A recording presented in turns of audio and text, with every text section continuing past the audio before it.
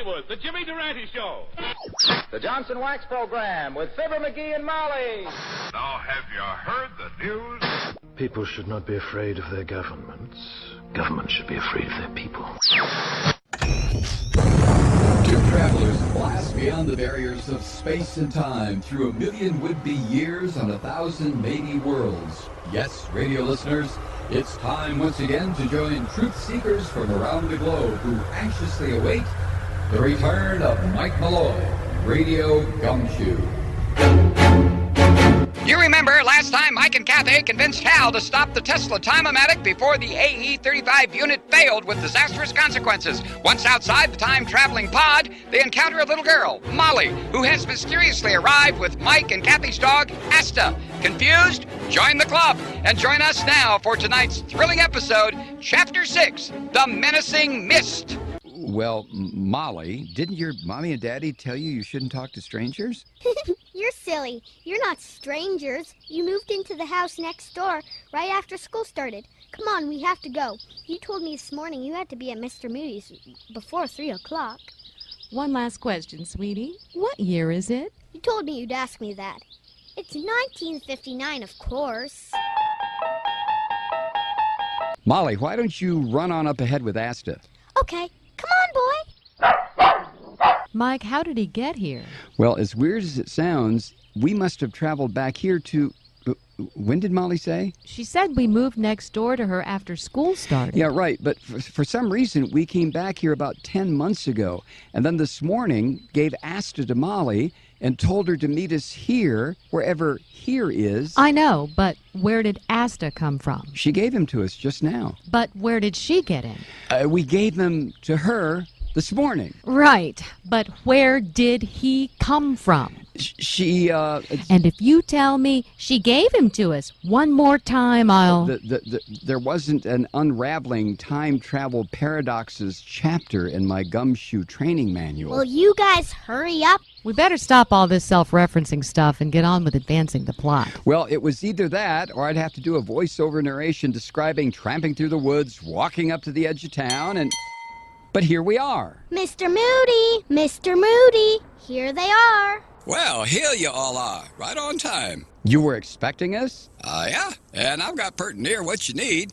Come along into my office in the back. We've been walking quite a ways. Is it possible we could buy some bottled water? Bottled water? You mean some fellas figured out you could fill up a bottle from any old tap and charge folks for it? Well, if we could just have a glass of water? Well, I don't think that's a very good idea, Ms. Malloy. Best if you just get a soda from the machine over there. I guess fizzy sugar water will have to do. Considering the alternative. But I'm getting ahead of myself here. First things first, I finally got the parts in yesterday and got her all fixed up as good as new. What's that? Why, this here's your new AE-35 unit. How did you know? It wasn't that hard. Most of the parts I ordered from my Heathkit catalog. Some of those transistors are a bit dear. Most people around here never even heard of them. But you fixed the AE-35 unit? I don't even know what it does. And you don't need to know either. You just need to get out of here before it's too late. What's going on? Well, I told you once, and it looks like I'll have to tell it to you again. Come over here by the window. Now, what do you see? Well, it looks like any other small town. Yeah, in most ways. Now, you came from way down over there. We call that part the zone. And now over there live the Cleavers. Ward and June and their 2 boys. And over a couple blocks this way are the Andersons. Jim and Margaret, Betty, Bud, and Kathy. Are you starting to get the picture? Now, if you keep walking toward the center of town, you'll pass by the Nelson's house. Ozzy. I get it. Ozzy, Harriet, David, and... Ricky? Oh, Mike, where are we? Springfield. It's a great place to raise your kids up, or it used to be. What kind of place is this? Just your typical American town. You should know it pretty well by now. You've been watching it on your TV sets for over 50 years. But I don't understand. All those old shows were made in Hollywood. Who says? How do you know that for a fact? Why don't you grab another Moxie from the machine and I'll tell you all you need to know, so you'll grab this thingamabob. AE-35 unit. whatever, grab this AE-35 unit, that little girl, and your little dog. What's going to happen? Well, it all started when that fool Ozzie Nelson decided he'd quit the band business and move out here. Next thing you know, he started fooling around and took a bunch of home movies, typical stuff of the wife and kids, and then he had an idea. Why not make his home movies into a TV show starring his wife and the kids? Everybody from around here thought he was crazy until all those film trucks showed up from California, and the next thing you know, The Adventures of Ozzie and Harriet was on the TV. Well, when the money started pouring in, the town went nuts. Suddenly, Jim Anderson decided his family could be on the TV, too. And, of course, Ward Cleaver, he wanted a slice of the pie, too. Oh, my God. Leave it to Beaver. Yeah. I thought there was something not quite right about that boy. But how did that affect the whole town? The Springfield wasn't a town anymore. It was an industry. Everybody worked on the shows. Everybody. And for a while, it looked like Springfield was an even better place to live until... What happened? Well, people started to crack up. Nobody can live like that for any length of time at all. Tell me about it. Why, I almost forgot you were here. I didn't have any lines till now. Anyway, it's true what he says.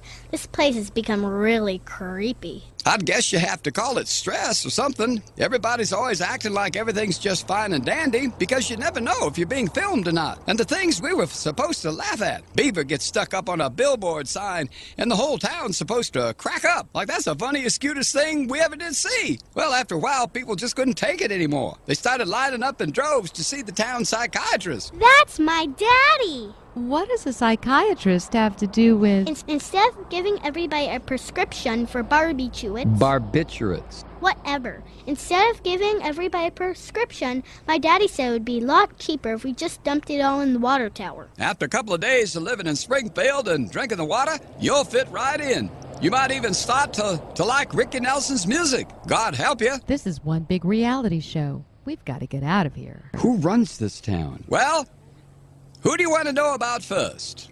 The Republicans or the aliens? Portrait of an American family on the eve of invasion from outer space. Of course, we know it's merely fiction. And yet, think twice when you drink your next glass of water. Find out if it's from your local reservoir or possibly it came direct to you from the Twilight Zone. Holy cow, we're only on the 6th episode, and already the writer has thrown in everything and the kitchen sink. How convoluted are things going to get? Here's a scene from our next thrill-packed, hair-curling, ear-popping episode. Although, when I mentioned that the poison would kill me within the hour, did either of you happen to notice the time? For more heart-pounding excitement, be sure to tune in next time for the return of Mike Malloy, Radio Gumshoe.